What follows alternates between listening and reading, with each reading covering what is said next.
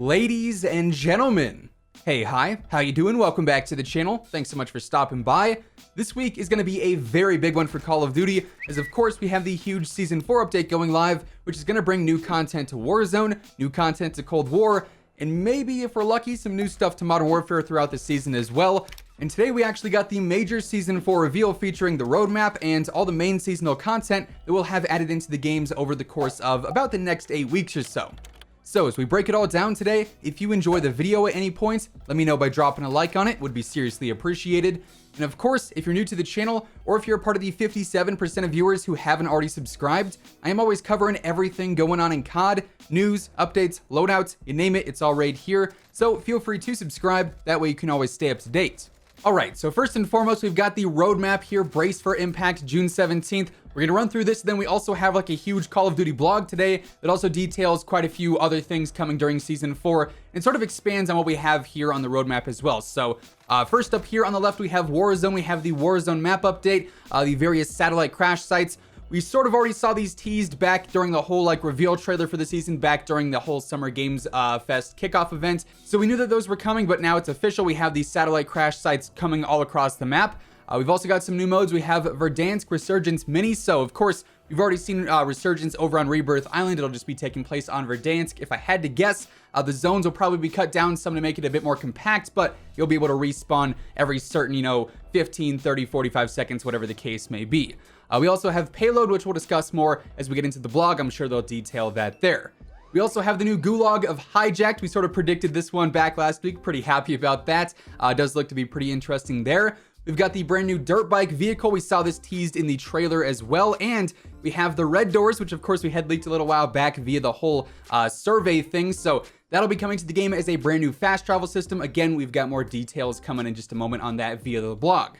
As far as the weapons, operators, and more section goes, we've got Jackal, who is like the main seasonal operator. We see him on like the promo art and everything, so he's going to be the main battle pass operator. We also have Sala in season, hopefully I'm pronouncing that right, and Weaver is coming as well in season, so we've got 3 new operators coming for Season 4. We also have the hand cannon score streak. I know a lot of people were pointing this one out in the trailers saying, hey, we're getting the 50 GS, we're getting the Deagle with a sniper scope. That is in fact actually the hand cannon coming as a new streak for Cold War multiplayer. For new weapons, we actually have quite a bit here. We have the C58, which I believe is a rifle. We've got the MG82 LMG. We've got the nail gun, and then we also have the Ots 9 and the mace coming as well. Both of those are going to be in season, whereas the C58, the MG82, and the nail gun are going to be coming at launch. However, there's some more information we'll get into here in just a moment because the weapons are going to be working a bit differently than normal. Of course, we're also getting the new prestige levels that happens every single season, and we have a new seasonal event called Groundfall in Cold War and Warzone. This, of course, has to do with all the various satellite crashes and whatnot. It'll be just like the Hunt for Adler event, the Rebirth event, so on and so forth, where we have like these basic set series of challenges, and you'll get some special rewards from those, different blueprints, some calling cards, all sorts of stuff like that.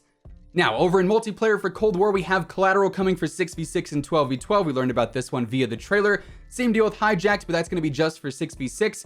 We also have Amsterdam coming for 2v2 and 3v3. We saw that one once again. And we've got Rush, which is actually a throwback map from, I believe, Black Ops 2. I think it was a DLC map back in BO2.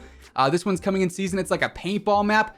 I loved it back in BO2. It was a great map. I actually really enjoyed it, and it looks to be coming back here in Season 4. We're also getting some new modes. We have One in the Chamber coming as a brand new party game. We've got multi-team sat link, which we'll talk about more here in just a moment, I assume. Then also the capture the flag mode. Pretty basic. We've seen that one before, but that one will be coming in season. Then for zombies, we've got the new outbreak region of Zoo. We sort of saw this one teased, and of course, we've also had this one leaked for quite some time. We have a brand new outbreak quest called Operation Excision. I'm not really too sure what that means, but I'm sure we'll find out more here in the blog. And we have the new map, Mauer der Toten. I'm probably mispronouncing that, definitely mispronouncing that. That's coming in season. It won't be here at launch, but we do have a brand new zombies story installment coming in Season 4. Then as we get into the blog here, like I said, this just pretty much expands on all the details from the roadmap, so we learn even more about all that content. They start off by saying the Groundfall event opens this season with a bang. Kicking off Season 4, the Groundfall LTM will have you find and secure sat links to score exclusive rewards for your global profiles across Warzone and Cold War. For this event, you'll tackle objectives pertaining to the new modes, maps, and weaponry in both games, and also the new points of interest in Warzone. Completing these objectives will reward you with items such as emblems, calling cards, a weapon charm, some XP. Basically, like I said before, it's the usual like seasonal launch event, so we're gonna have that right away when Season 4 goes live. Of course, we got the 3 new operators. Jackal is going to be a part of the Warsaw Pact at launch. Sala is going to be NATO coming in season, and then also Weaver is going to be NATO coming in season as well. In total, we've got the 5 new weapons. The MG82 LMG, they say this is a fully auto light machine gun, highest fire rate in class with improved aiming speed, moderate recoil and damage with increased ammo capacity, so it'll be interesting to see how exactly that one's going to play. The C58 Assault Rifle is a fully auto assault rifle. It's got a high damage at close range with a slower fire rate, fast bullet velocity, and reliable recoil control with less ammo capacity. So smaller mag, but it's going to be more of a CQB based rifle, maybe close and medium range. Perhaps it's going to rival like the AK-47 in Warzone for one of those better close range rifles. The nail gun, this is the interesting one. The blog says that it's coming in Cold War and Warzone at launch, and it's a nail gun, obviously, so it's going to work really, really differently. They say the slow-firing, highly mobile power tool uses compressed air to launch fast-firing projectiles that deal high damage at close range. Meaning this one is probably going to have trash velocity past like, 10, 15 meters. It's going to be really good up close, but just awful past that. It's like the Fennec in the form of a different weapon, basically. The Fennec, for instance, really, really good up close. It'll melt. The nail gun, I assume, is going to work similar to that, and it's probably going to have a bit more bullet lead time as well, so you're going to have to pay attention to that. For the Ots Nine, this is a new SMG coming in season. They say boasting great stopping power and a phenomenal rate of fire. The OT9 is hindered only by its low magazine capacity of 20 rounds, so curious to see what we'll get for extended mags in that. Usually an SMG is going to have a decent sized mag to do anything fancy.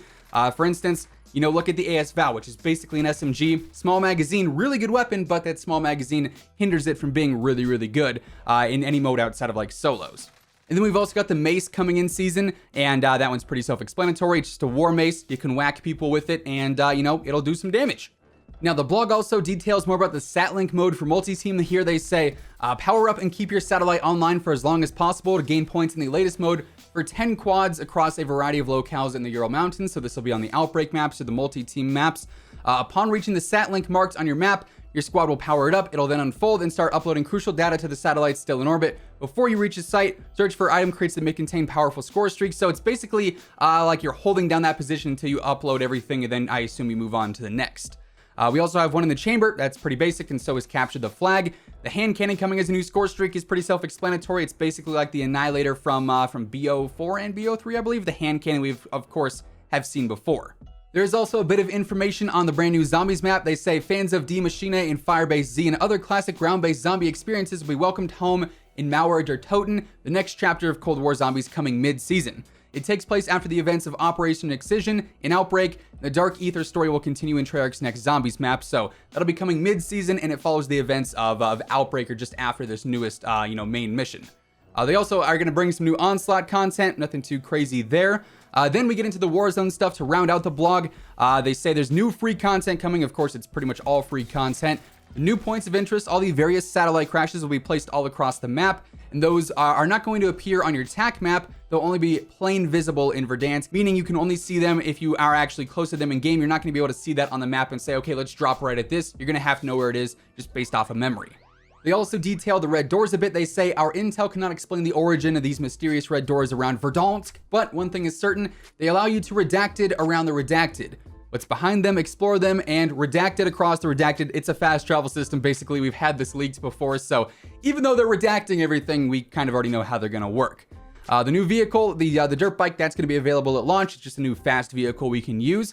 Then they're also changing parts of the map. The downtown tower, which is the whole Nakatomi Plaza building, it's actually going to stay. Previously, they said Nakatomi Plaza would be only available until sometime in June, which is presumably Season 4, but it's staying. However, it's not going to be called Nakatomi Plaza anymore. Now it's just the downtown tower, so it's going to be redesigned a bit to sort of look less like the movies and more just like a basic Warzone tower, but it is staying, which I think is pretty cool. It adds a new level of detail to downtown. It makes downtown more fun to actually go to. They also detail the payload mode a little bit. Here they say, Warzone thus far has been a game of kill or be killed. However, during Season 4, operators will be able to drop into the game's first ever objective-based mode, Payload. In Payload, you and 39 other operators drop in to escort 2 caravans of vehicles throughout a series of checkpoints or sabotage the mission. Build or destroy barriers and purchase buildings to aid you in your squad's mission. This almost sounds like the war mode from World War II if I had to, compare it to something.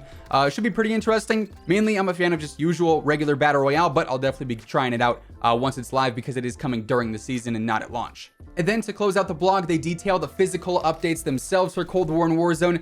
They say the Season 4 update is going to be available for Cold War on June 15th at 9 p.m. Pacific. And then the Warzone update will be live on June 16th at 9 p.m. Pacific. And the content for both games is not going to be live until the 16th at 9 p.m. when the Warzone update goes out. And as far as the file sizes go for Cold War, on PlayStation 5, it's going to be 30 gigs. On PS4, 15.5. On Xbox Series X and S, it'll be 31 gigs. On Xbox One, 17.7 gigs.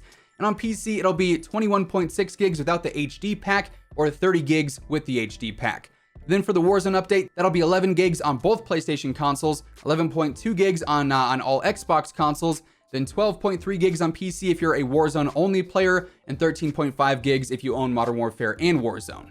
So yeah, there you have it. With all of that being said, that is everything we now know about Season 4 thanks to all of today's reveals, and that's going to wrap things up for today.